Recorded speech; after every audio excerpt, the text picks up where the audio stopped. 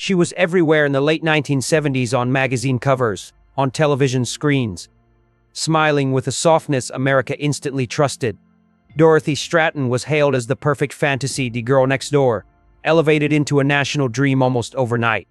Fame embraced her fast, almost violently, but while the world saw glamour, behind the camera flashes, behind the carefully posed photographs, something darker was taking shape.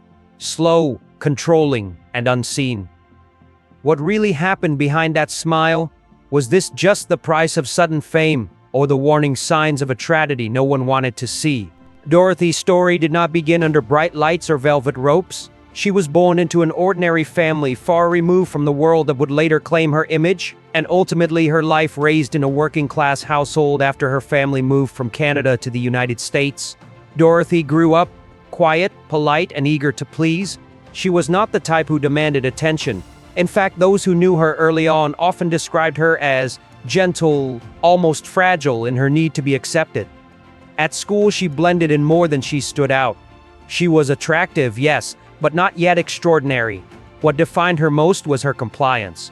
Dorothy learned early that harmony mattered, that keeping others happy often meant silencing her own discomfort.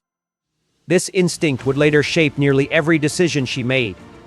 Long after childhood had ended, her teenage years were marked by routine rather than rebellion. She worked modest jobs, dreamed small dreams, and seemed content with stability. No calculated plan to conquer Hollywood. Fame did not call to her, it found her. When the opportunity came, it arrived disguised as admiration and encouragement. Someone saw potential in her face, her innocence, her natural warmth. To Dorothy, it felt less like exploitation and more like validation, proof that she mattered, that she was special enough to be chosen. But that early need for approval came with a hidden cost. The same traits that made Dorothy approachable, lovable, and camera-ready also made her vulnerable. She trusted easily, she deferred often, and she struggled to recognize the line between guidance and control. How could someone so ordinary be thrust into such an extraordinary world? And once she stepped into it, was she ever truly free to step back out? Dorothy's rise was not gradual, it was explosive. What began as a single photo shoot quickly became something far larger than anyone, especially Dorothy herself, could have anticipated in an era when beauty was often manufactured. She didn't project seduction, she embodied approachability. That combination proved irresistible to an industry always searching for a new fantasy. Almost overnight, Dorothy went from an unknown young woman to one of the most visible faces in American pop culture. Playboy did not just feature her. They elevated her within a remarkably short span of time. She was no longer simply a model. She became a symbol, a promise, the embodiment of innocence wrapped in glamour. The media labeled her the girl next door. But this was not the quiet neighbor from childhood memories. Dee was a carefully framed ideal, polished and broadcast to millions. Inside the Playboy world, Dorothy was treated as a revelation. She was praised not only for her looks, but for her demeanor. She was polite, corrective. She did what was asked without complaint, without resistance. In an industry that often clashed with strong personalities, her softness was interpreted as professionalism. Yet that same softness came at a price as her image circulated across magazines and television screens. Dorothy's sense of self began to blur. The public persona grew louder, brighter, more demanding, while the private Dorothy struggled to keep pace. Those close to her later recalled how surreal it all felt. One moment she was learning lines and attending small events. The next she was being ushered into rooms filled with executives, photographers, and powerful men who all believed they knew who she was. Hollywood soon followed. Casting offers arrived quickly, almost impatiently. Dorothy was no longer just a model crossing into acting. She was being positioned as a legitimate star in the making. Film and television producers saw something marketable. Beauty without arrogance, charm without defiance. She was easy to saw to prove she belonged. She took direction seriously, studied her roles, and avoided controversy. She wanted to be respected, not merely admired. But respect in Hollywood often comes with conditions, and for Dorothy, those conditions were rarely explained out loud. Behind the scenes, her schedule tightened. Her appearance became a subject of constant scrutiny. Every pound, every angle, decisions about her career were increasingly made for her. Not with her. What seemed like guidance slowly began to resemble orchestration. The contrast was stark in photographs. Dorothy appeared radiant, perfectly composed, but in candid moments, rare behind-the-scenes images told a quieter story. Away from the lights, her posture softened. Her expressions grew uncertain. There was a hesitation in her eyes, as if she were still asking permission to exist in this new world. Fame did not empower her in the way many expected. It isolated her. The more visible she became, the fewer people she could trust. Conversations were filtered. Relations were evaluated for usefulness. Even compliments carried expectation. Dorothy learned quickly that admiration in the entertainment industry was rarely unconditional. Still, she pushed forward. She believed success would bring stability, that if she worked hard enough, complied long enough, everything would eventually settle. That the chaos of sudden fame was temporary. That control would return once she proved herself indispensable. But the industry had already begun to take ownership of her image. She was photographed constantly, yet rarely seen as a whole person. Interviews focused on her looks rather than her thoughts. Articles praised her beauty, but glossed over her voice. Each feature reinforced a version of Dorothy that the public adored, but one that left little room for growth or autonomy. And as her career accelerated, another tension quietly intensified alongside it. The boundaries between professional guidance and personal control began to erode. Decisions about her roles, her public appearances, even her daily movements were increasingly influenced by forces beyond her comfort. What was once framed as protection began to feel like restriction. Was this simply the price of success, or was Dorothy losing ownership of her life faster than she was gaining fame? By the time the world had fully embraced her as America's newest dream girl, Dorothy stood at a crossroads she didn't yet recognize. One path promised even greater stardom, but demanded obedience. The other hinted at independence, but risked everything she had built. She was rising higher than she ever imagined. But beneath the ascent, pressure was building. And soon that pressure would no longer remain hidden. At the center of Dorothy's private life was a relationship that had begun long before fame, but transformed as her visibility grew. What once appeared to be support slowly evolved into surveillance, admiration hardened into possession, and love once spoken gently began to arrive with conditions. Her marriage was often described from the outside as protective.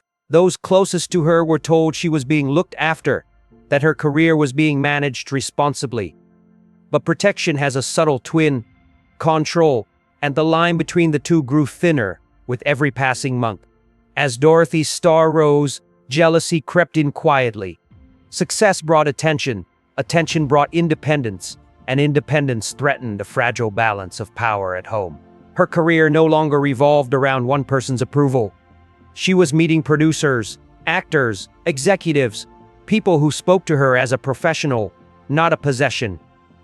That shift did not go unnoticed. Phone calls were monitored, movements questioned, finances scrutinized. What Dorothy earned, where she went, and who she spoke to increasingly required justice. Small tensions layered over time until normalcy itself felt like walking on glass. Still, Dorothy tried to keep the peace. She avoided confrontation. She reassured, she apologized even when she wasn't sure why. Years of learning to please others had taught her that harmony mattered more than asserting herself. And for a while, that strategy seemed to work. Publicly, nothing appeared wrong. Professionally, she continued to shine. Privately, she was shrinking. Friends later recalled subtle changes. Her voice lowered. Her laughter faded quicker. She hesitated before making simple decisions. The confidence followed her home. Then came the turning point. Dorothy began to envision a future shaped by her own choices. She spoke of independence, of stepping away from suffocating dynamics, of reclaiming control, not just over her career, but over her life. For the first time, she allowed herself to imagine freedom without permission. That possibility proved dangerous. What happened next unfolded behind closed doors, far from cameras and public admiration. The details are harrowing, and the outcome irreversible. In a moment of violence that stunned the nation, Dorothy's life was taken, along with the future she had only just begun to claim. The reaction was immediate and overwhelming. Headlines exploded, shock rippled through Hollywood. Fans struggled to reconcile the smiling face they adored with the brutality of her final moments. How could someone so celebrated be so unprotected? How could warning signs exist in plain sight, yet remain unaddressed? Could it have ended differently? were ignored. Dorothy's death forced an uncomfortable reckoning. It exposed how easily control can masquerade as care, how fame can amplify vulnerability rather than erase it, and how silence, whether out of fear, politeness, or denial, can become deadly. Her story was no longer just about beauty or success. It became a cautionary tale, etched permanently into the cultural memory of an industry that had adored her, but failed to truly see her. Dorothy never lived to experience life after fame. There was no quiet reinvention, no reflective interviews, no chance to redefine herself beyond the image the world had frozen in time. Instead, her story ended abruptly, leaving others to interpret its meaning in her absence. In the years that followed, Dorothy Stratten became more than a former Playboy icon. She became a symbol zoom that unsettled the entertainment industry and the public alike. Her death forced a rare pause, a moment of collective discomfort that challenged long-held assumptions about glamour, protection, and power. For many, her image remained hauntingly unchanged.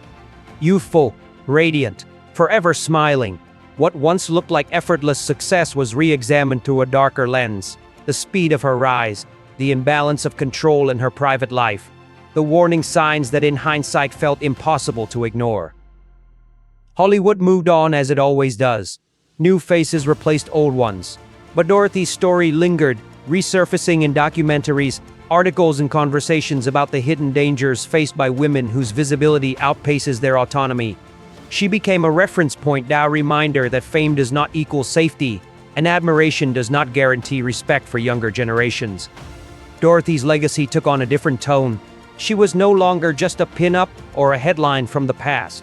She represented a cautionary truth about consent, control, and the cost of silence. Her life became part of a broader dialogue about agency, about who gets to decide the direction of a woman's career, body, and future. Perhaps the most painful aspect of her legacy is its incompleteness. Dorothy was just beginning to understand her own worth beyond the roles assigned to her. She was on the verge of reclaiming her voice, off stepping into adulthood on her own terms. That possibility was taken from her. Yet in its absence, something remained. A story powerful enough to continue asking uncomfortable questions long after the applause faded.